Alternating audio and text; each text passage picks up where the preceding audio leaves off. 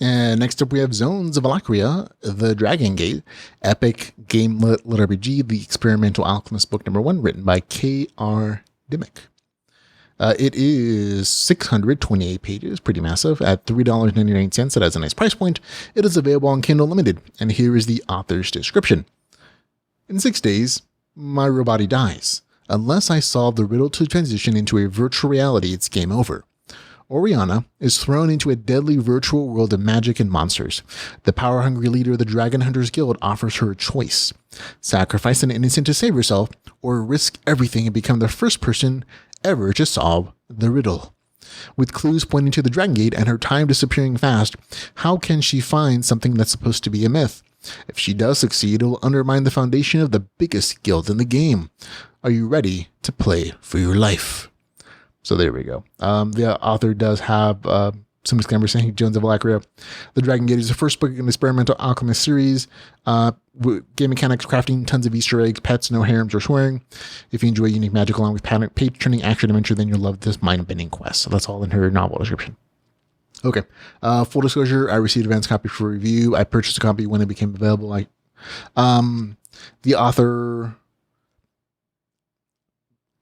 of the story has written a few non-fiction books on how to write, but this is her first LitRPG publication.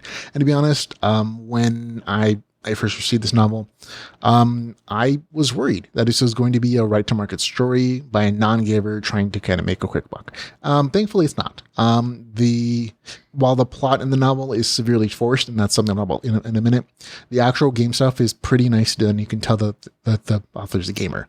And that's one of the things I always think that at the core of writing the genre, that's the biggest key to success. If you're an actual gamer, if you understand game mechanics, if you have the experience of playing video games for a whole lifetime, it shows you in your writing. And when that doesn't exist in a story, and if it exists for an author, it's much harder to either research it away or pretend that it does. It generally usually does reflect in the story. And for me, reading the story, I can tell you that the author is definitely a gamer. She has tons of background, and the game mechanic stuff is really quite one of the enjoyable parts of the story. And I'll get to that, why specifically. But thankfully, that I was incorrect in my worries. The story itself puts the main character in a dystopian Hunger Game inspired world into a virtual reality game where she must solve a riddle in 6 days or die. Even if she does solve the riddle, her body dies and she's uploaded to the game.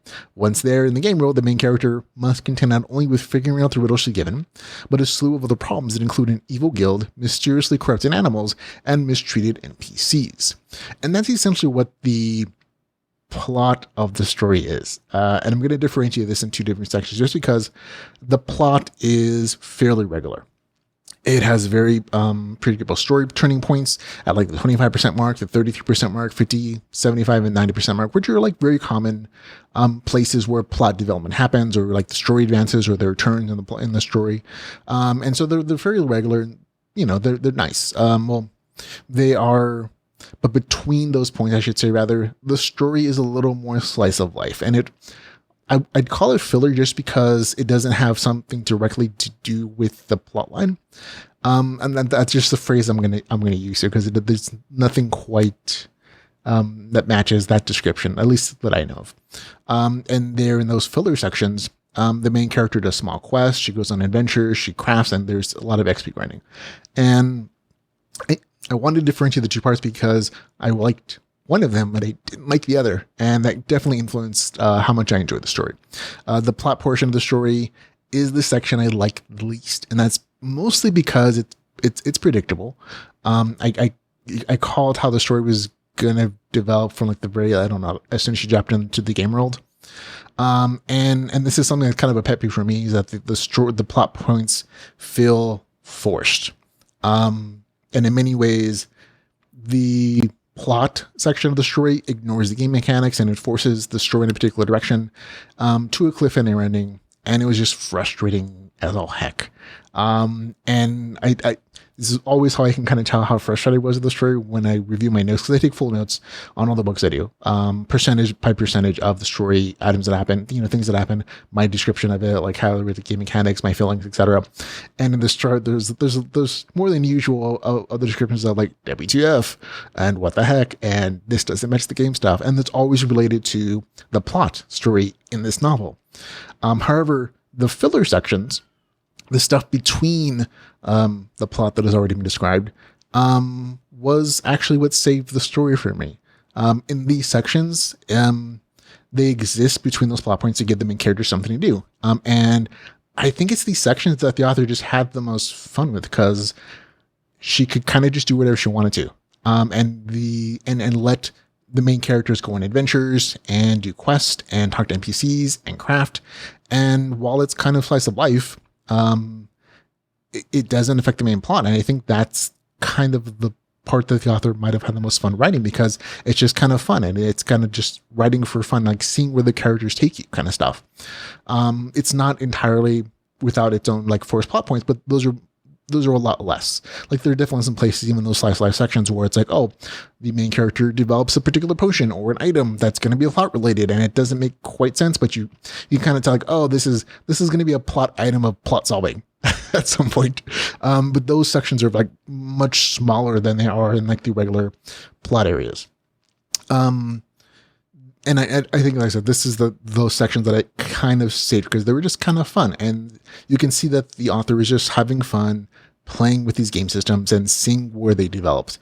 And that was, to me, the part that felt the most enjoyable and the most organically grown. Like all the stuff there in those filler sections just developed naturally. And it showed to me, at least, as compared to the plot sections, which were always just like super forced and like, oh, it ignores the game mechanic to push the story in a certain way, or like, oh look, there's this item that pops up that's going to change the story and give somebody some powers that's never been described in the story before, and that was always just frustrating to me as a reader.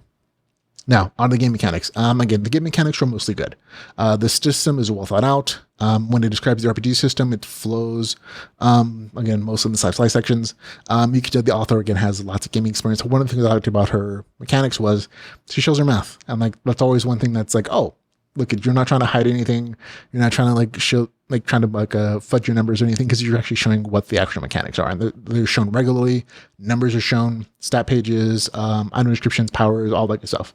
And again, in the filler sections, it's all followed to the letter, including a crafting system, a magic system, a pet raising system, and lots of RPG progression. There's no class system here. It's more of a free-form skill system. And again, it's only once the story goes back to those plot sections that the game mechanics seem to be ignored, or it gets a little fantasy flexible in how it describes things. So there you go. Overall, I like the story. I liked it in spite of the plot, though. And I'm not sure how to feel about it, to be honest, because I like the filler sections. I thought they were nicely done, and the character development and the backgrounds and the world building there was my favorite part, including crafting and pet raising and all that stuff. That doesn't only necessarily directly relate to the plot of the story. But every time it turned back to the storyline, the plot, the evil guild stuff or the 6 days to solve a riddle thing, I was just annoyed with those sections. So even though I was entertained overall, because again, there's more filler than there is plot sections, I kind of only enjoyed myself on a barely section. I don't think I'll read a second book in the series. I thought the first book was nice, and that's mostly because I can foresee that this style of decision of how to structure the story is probably going to be the same as book 1, because the story is set up where that essentially there's an infinite number of realms that the main character can go to and kind of do the same repeated things like solving puzzles, riddles, and having conflicts with his guilds, and then filler in between. And I was entertained just enough here where it was a good review, but barely for me. And I don't know if I could do it for a second book. So for me, this gets a good score, 7.1 out of 10. I did have a good time with this, but again, I had issues with the plot. And if you don't have those issues, you'll probably like this more than I do. Like I said, some of these things are very particular to me as a reader, and some other readers definitely have the same issues, which is why I say them. But if you don't have those issues with like floor plot lines, then you're going to like this a lot more than me, and that's perfectly fine. We can all have different experiences, and we can have different expectations and things that bug us. That's totally cool. Just as long as I try to be I try to disclose my issues fully in the reviews, though. So for me, that's Zone of Alacria, The Dragon Gate, with a score of 7.1 out of 10, which is a good score. It's just barely a good score, with a review score of that. So there you go.